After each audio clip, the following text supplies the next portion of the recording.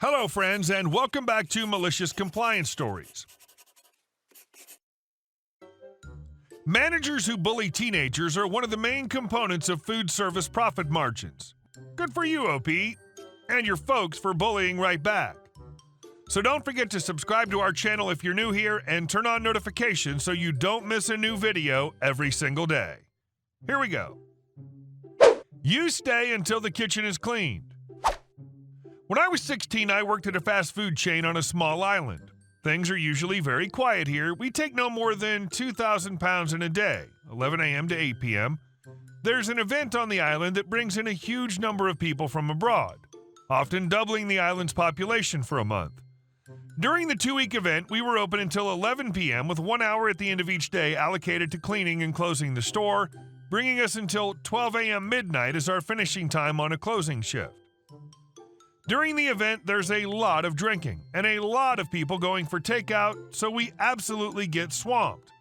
We even have to ship in staff from other stores in the UK to assist. More on them later. We'd close the doors at 11, but then there would still be a huge queue of customers, which could easily take 30-plus minutes to get through, and then all those customers are allowed to sit indoors until 12 a.m. when we can kick them out, but often we didn't want to pick a fight with drunks, so we let them leave on their own accord. As you can probably imagine, this makes cleaning the store impossible by 12 a.m. The first night, we were there until about 1 a.m. The next night, it was closer to 2 a.m. When I asked the area manager about how we were getting paid for these extra hours, he said we don't. We're only to be paid until 12 a.m. as that was our shift on the rota. I said that I don't want to be working 2 to 3 hours each night, morning, for nothing, to which he replied, "You stay until everything is cleaned like everybody else. If I find out you leave without properly cleaning everything, we're going to have problems." I went home, talked to my parents, and we made a plan. So on my next shift, it was chaos, busier than I've ever seen it. Queue out the door and halfway up the street. We weren't able to start cleaning until at least 12:30. The place was a mess, and it ended up being about 3:30 before I called my mom to come pick me up. I was wired on energy drinks just to keep awake, and when I got home, I couldn't sleep at all, and I was scheduled in for 9 a.m. start the next morning. I slept for about 2 hours before I had to drag myself out of bed to get ready for work again and operate pressurized fryers filled with 350 degrees Celsius oil. What could go wrong, right? The reason I called her for a lift home was so there was a record of it happening. And I also stood near one of the cameras so there was a recording with audio on the shop CCTV. The law where I live clearly states that anybody under 18 is required to have at least 8 hours away from the workplace in any 24-hour period. That obviously didn't happen, so they broke the law, and my mom knew this.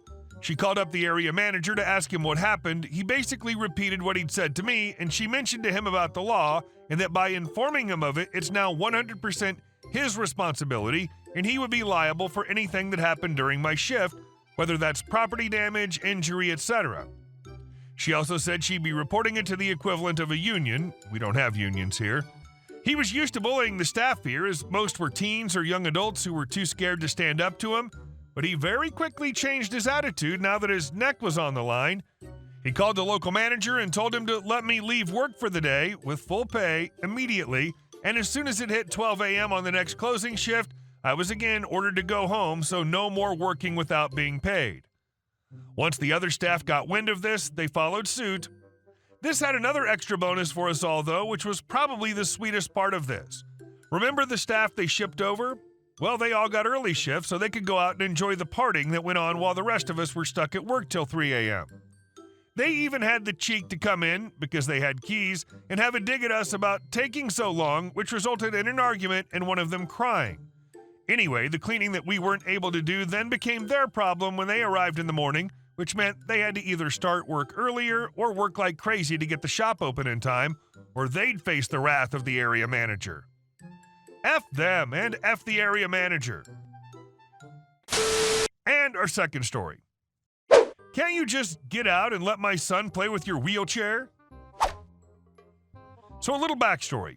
First, I have muscular dystrophy, a disorder that affects my muscles, and I've been in an electric wheelchair since I was about 10 years old. This story happened when I was about 15. I was at a local McDonald's with a friend, and we were waiting in line to order.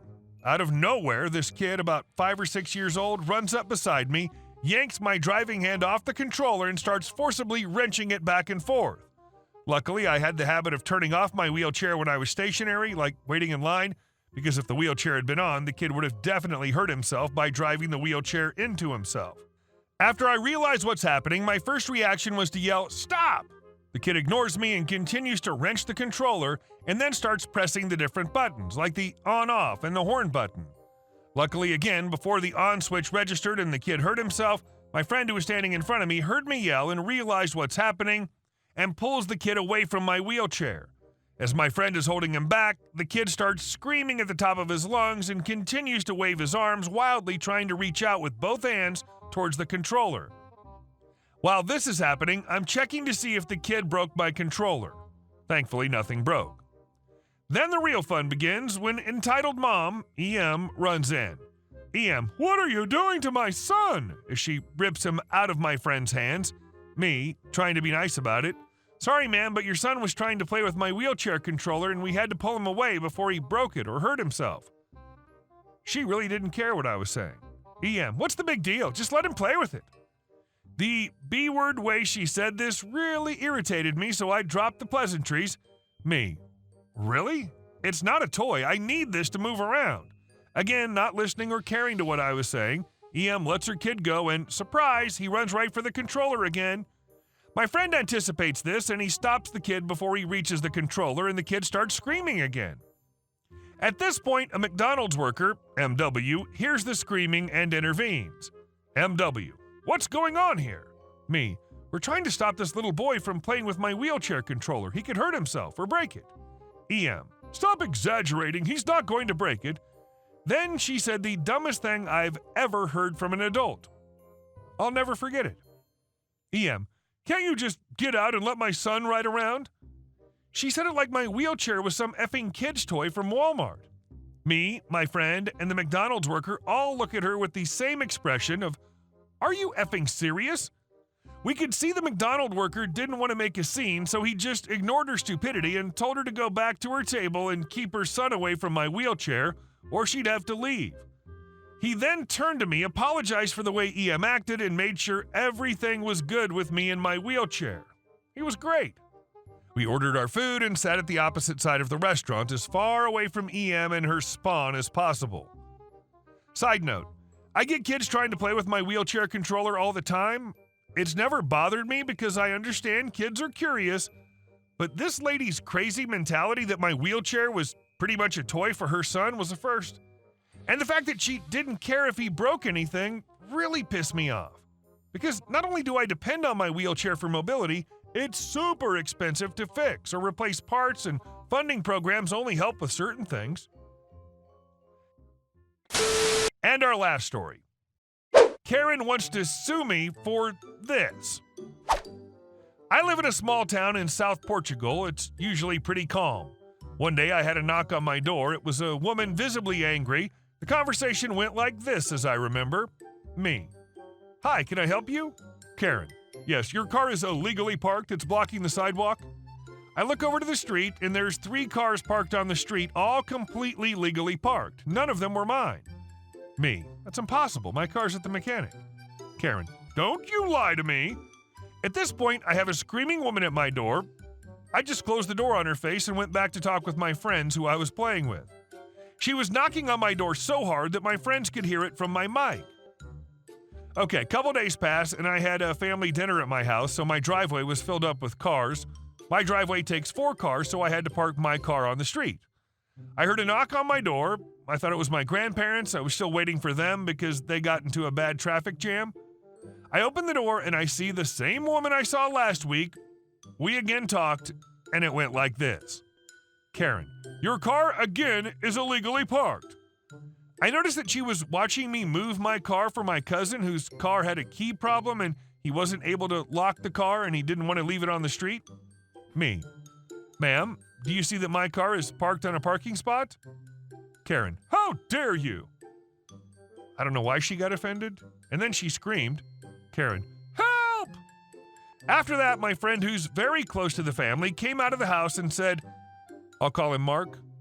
"Mark, what's going on?" Me. I don't. Karen interrupts me. Karen, your friend hit me with his car. Yes, you heard it right. She's claiming I had hit her with my car when I didn't even leave my house. As that happens, my grandparents pull up. Mark. That can't be true. He didn't leave the house. Karen. You will hear from my lawyer. As she turns around to walk away, she bumps into my grandpa, making him fall. Luckily, most of my front yard is grass and little bushes. My grandpa fell onto the grass. As soon as that happens, she goes away. But before that, she took a photo of my license plate. Me and my friend both run to help my grandpa. He wasn't hurt. I then discover that she actually filed a police report for hit and run, and she's now trying to sue me. But in Portugal, you can't sue someone just because you want to. I quickly told my lawyer about this, and he said she wins the case. I can face up to 2 to 3 years in prison, plus a big fine and losing my driver's license. I have cameras in my house, so that footage could help me with this. But now it's been about 4 weeks since that, and I haven't heard from her again. Hey guys, thank you all for watching the video. I'll see you in the next one.